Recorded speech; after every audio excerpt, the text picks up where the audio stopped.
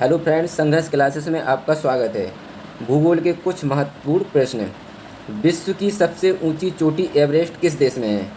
जो विश्व की सबसे ऊंची चोटी है माउंट एवरेस्ट, यह है हमारी नेपाल में।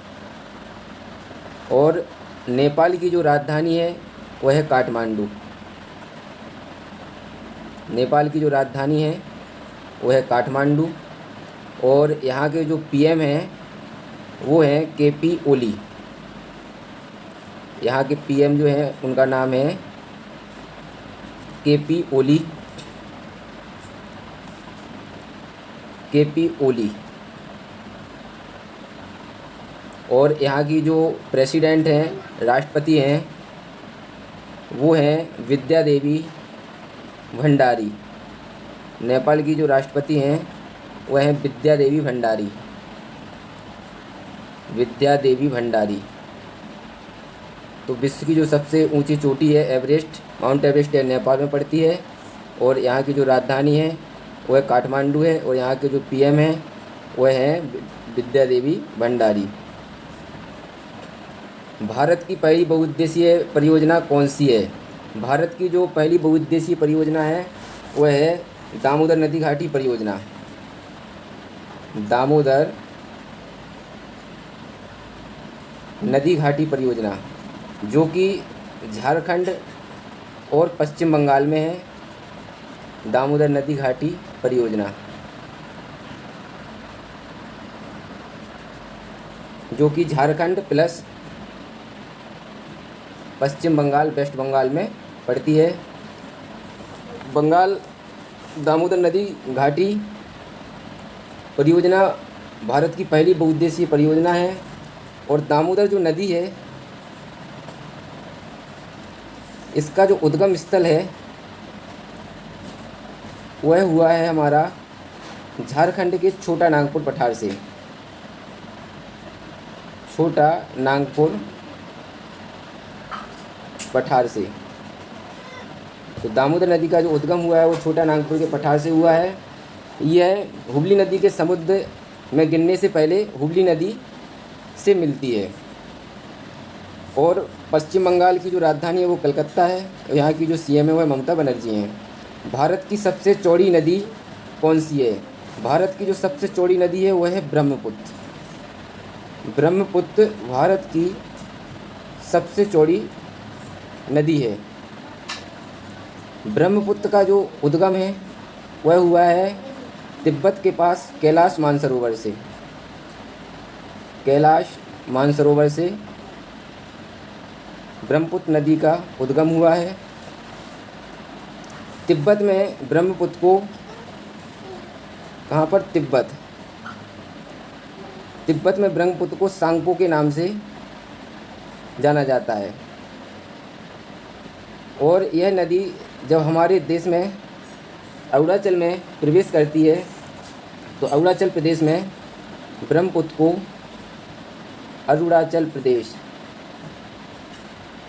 अरुणाचल प्रदेश में ब्रह्मपुत्र को देहांग के नाम से जाना जाता है। देहांग के नाम से। अरुणाचल प्रदेश के बाद यह जो इसके बाद आती है असम में। असम में इसे ब्रह्मपुत्र के नाम से जाना जाता है। असम में ब्रह्मपुत्र को ब्रह्मपुत्र के नाम से जाना जाता है। और इसके बाद यह पहुंचती है बांग्लादेश। बांग्लादेश में जहाँ पर ये गंगा और ब्रह्मपुत्र मिलती हैं तो इसकी धारा को मेघना कहा जाता है। बांग्लादेश में पहले तो इसे जमुना के नाम से पुकारा जाता है। ब्रह्मपुत्र नदी को बांग्लादेश में जमुना। तो ब्रह्मपुत्र के जगह जगह अलग अलग नाम हैं। तिब्बत में इसको सांगपो के नाम से पुकारा जाता है। इसका जो उद्गम है वह तिब्बत के पास कैलाश मानसरोवर से हुआ है। और अरुणाचल प्रदेश भारत में इसको देहांग के नाम से, और असम में इसे ब्रह्मपुत्र, तो बांग्लादेश में इसे जमुना के नाम से जाना जाता है। बांग्लादेश में जहाँ पर ये गंगा से मिलती है, गंगा प्लस ब्रह्मपुत्र, गंगा और ब्रह्मपुत्र की धारा को मेघना कहा जाता है। और मिलकर के जहाँ पर ये गिरती है बांग्लादेश में, जहाँ पर ये नदी गिरती है, तो मेघना को, जहाँ पर ये बांग्लादेश में गंगा प्लस ब्रह्मपुत्र जो मेघना है, इसकी धारा जहाँ पर गिरती है तो एक डेल्टा बनाती है जिसे सुंदरबन डेल्टा के नाम से जाना जाता है, जो कि विश्व का सबसे बड़ा डेल्टा है। सुंदरबन डेल्टा का निर्माण करती है गंगा और ब्रह्मपुत्र मिलकर के मेघना के रूप में एक सुंदरबन डेल्टा, जो कि बंगाल की खाड़ी में गिरती है, वहाँ पर एक सुंदरबन डेल्टा का निर्माण करती है, जो कि विश्व का सबसे बड़ा डेल्टा है। वृद्ध गंगा या दक्षिण की गंगा के नाम से किस नदी को जाना जाता है? वृद्ध गंगा या दक्षिण की गंगा के नाम से गोदावरी को जाना जाता है। गोदावरी को वृद्ध गंगा या दक्षिण की गंगा कहा जाता है। गोदावरी का जो उद्गम स्थल है वह महाराष्ट्र के त्र्यंबकेश्वर पहाड़ी से है। त्र्यंबकेश्वर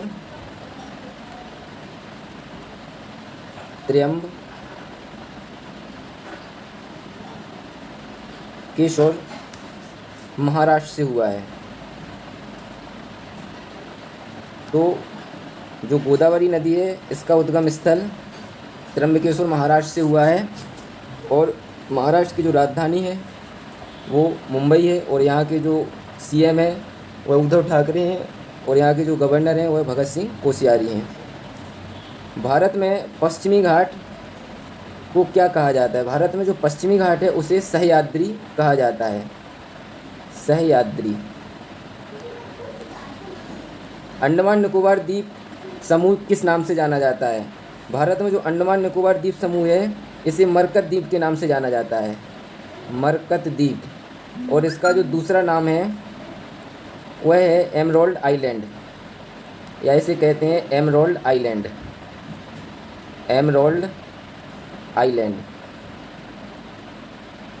और अंडमान निकोबार की जो राजधानी है वह पोर्ट ब्लेयर है। भारत की सबसे बड़ी जनजाति कौन सी है? भारत की जो सबसे बड़ी जनजाति है वो है गोंड जनजाति।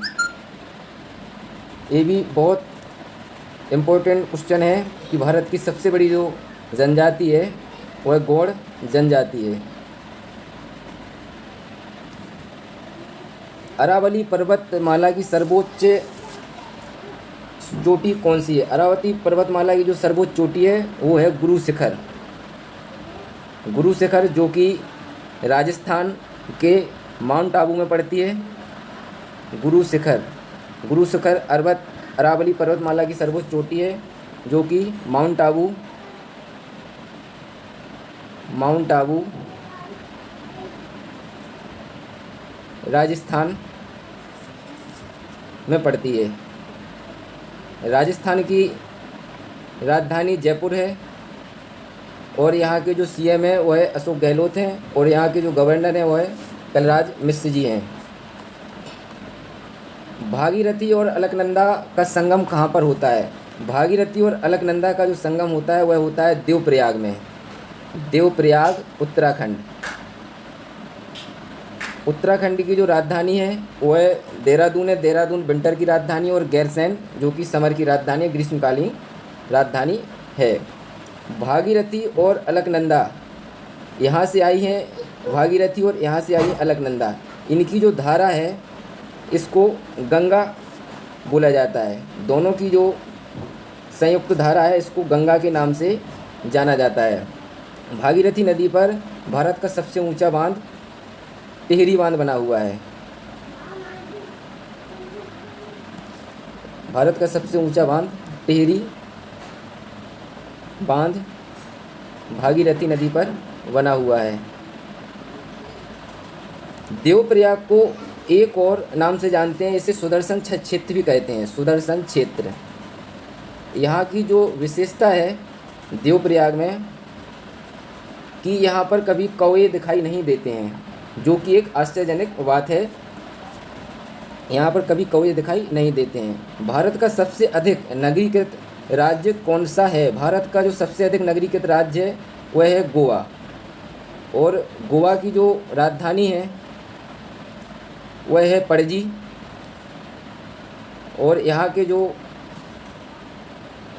पणजी और यहाँ के जो सीएम है वो है, यहाँ के सीएम है प्रमोद सावंत जी।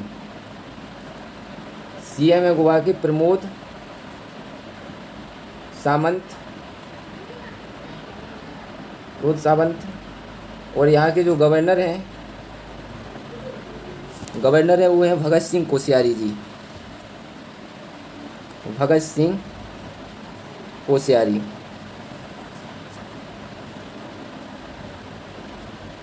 भगत सिंह कोश्यारी यहाँ गोवा के गवर्नर हैं।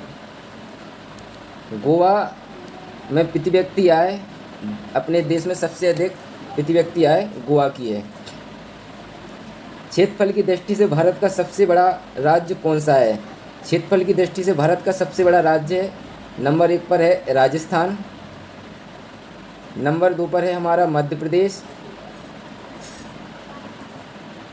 नंबर 2 पर हमारा जो क्षेत्रफल की दृष्टि से राज्य पड़ता है वह है हमारा मध्य प्रदेश, और नंबर 3 पर जो हमारा राज्य पड़ता है वह है हमारा महाराष्ट्र। महाराष्ट्र क्षेत्रफल की दृष्टि से हमारे देश का तीसरा बड़ा राज्य है।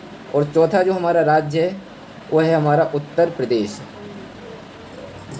उत्तर प्रदेश क्षेत्रफल की दृष्टि से भारत का चौथा बड़ा राज्य है।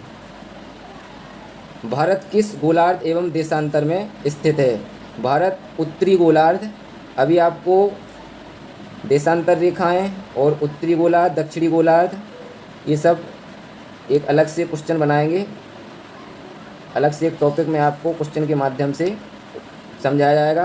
तो भारत उत्तरी गोलार्ध और पूर्वी देशांतर में स्थित है। उसी में आपको मानक समय रेखा और भी क्वेश्चन आपको जो कि गोलार्ध से संबंधित हैं वो कराए जाएंगे। तो भारत किस गोलार्ध एवं देशांतर में स्थित है? उत्तरी गोलार्ध और पूर्वी देशांतर में भारत की स्थिति है। गोकक जलप्रपात कहाँ पर स्थित है? गोकक जलप्रपात ये है जो कि गोकक नदी पर है। गोकक नदी, ये आप जो नदी देख रहे हैं ये नदी कौन सी है? गोकक नदी, जो कि कर्नाटक में पड़ती है। कर्नाटक की जो राजधानी है वह बेंगलुरु है। भूटान की सीमा से सटे भारतीय राज्य कौन कौन से हैं? भूटान से हमारे देश के 4 राज्यों की सीमा लगती है। नंबर 1 सिक्किम, दूसरा जो हमारा राज्य है वह है पश्चिम बंगाल, वेस्ट बंगाल, और तीसरा जो हमारा राज्य है जो कि भूटान के साथ सीमा बनाता है वह है हमारा अरुणाचल प्रदेश। अरुणाचल प्रदेश। और चौथा जो हमारा राज्य है वह है असम।